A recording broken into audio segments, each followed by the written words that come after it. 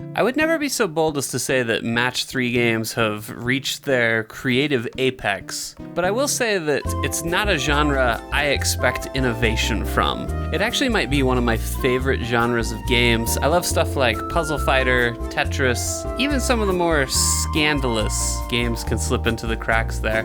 But it's just kind of expected that things are going to stay the same. You're not going to be shocked or surprised or really introduced to anything, too crazy or too out of the box when you play these types of games. At least that's what I would have said before I played Tumblestone at PAX a few years ago. I think this game is probably one of the most original Match 3 titles that I've seen in years. Now, I shouldn't set expectations too high because ultimately the premise is still fairly simple, but basically what you're doing in Tumblestone is you're sorting through these puzzles and you're taking blocks off of a stack, and you're taking them off 3 at a time. And every time you take off 3, it'll make a match and send those blocks away.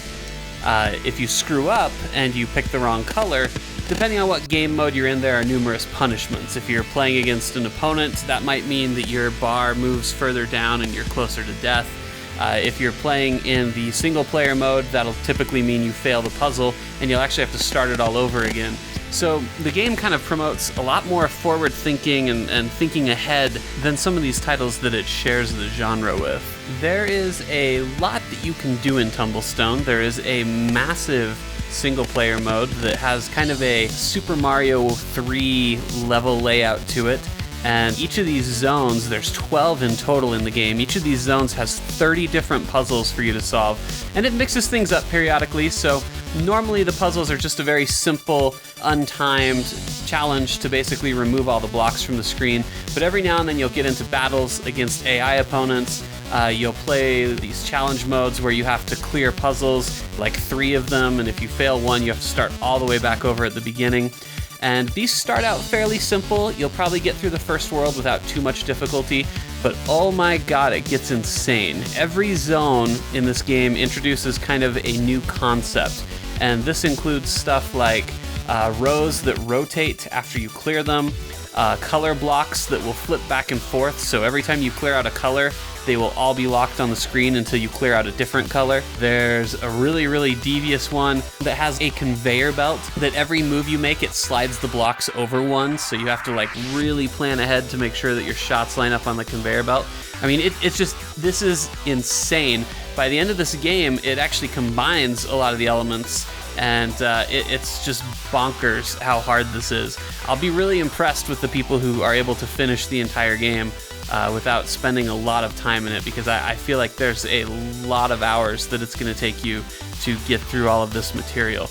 Now, if you're playing solo, you're not just stuck with the single player, you can also play in the arcade, where they have 3 different modes. There's one called Marathon, which is basically just a simple mode where there's a piece of glass that all of the excess blocks sit behind, and your goal is to kind of clear it out without using the pieces beyond the glass, and it's a lot harder than it sounds. There's also Heartbeat mode, which is just a very standard, probably what you would expect from like a Tetris kind of or single player mode, where you have a puzzle in front of you and the puzzle just very slowly descends to the bottom, and if you let it hit the bottom, you get a game over. There's also Infinipuzzle, which is very similar to Heartbeat mode, except it has all the puzzles broken up into segments, so you can actually clear out individual segments and that will factor into your score in the game.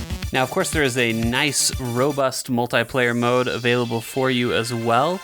This will allow you to play people locally, to play bots, or to play people on the internet. And I should mention this game is complete with leaderboards. There are 3 modes that you can play in Tumblestone multiplayer. Those include Battle, which is a very traditional kind of Tetris Attack or Planet Puzzle League feel to it, where when you complete rows, you drop them onto your opponents. There's also Tug-of-War, where you do kind of a puzzle race, except you solve the puzzle in segments. And then there's a standard puzzle race where you just have a single puzzle, and whoever finishes it first and is able to clear the board first is the winner. All of the modifiers that you can unlock in single player are available here, and that can make for some pretty crazy multiplayer matches with your friends. There are a few things about the game that I'm not super crazy about. The single player does have kind of a story that goes along with it with some cutscenes, and it doesn't really deliver anything special. The dialogue's pretty corny.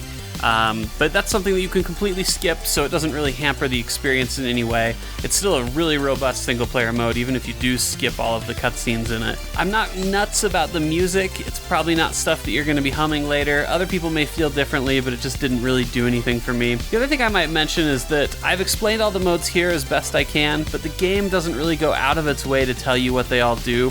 So some descriptions of what exactly the difference between Tug-of-War and Puzzle Race, things like that probably would have been nice. Like, Heartbeat mode's just there, and what is it? I don't know, but you figure things out as you go, and the game is pretty self-explanatory. I'm not going to pretend that it's just so complex that you could never understand it without some kind of tutorial or something like that. Like, you'll be fine, don't worry about it.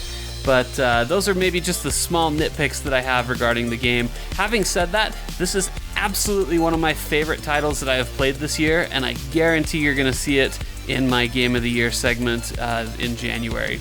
If you like puzzle games, this is a great twist on a genre that feels kind of tired, and there is a ton of content here. It is fantastic bang for your buck.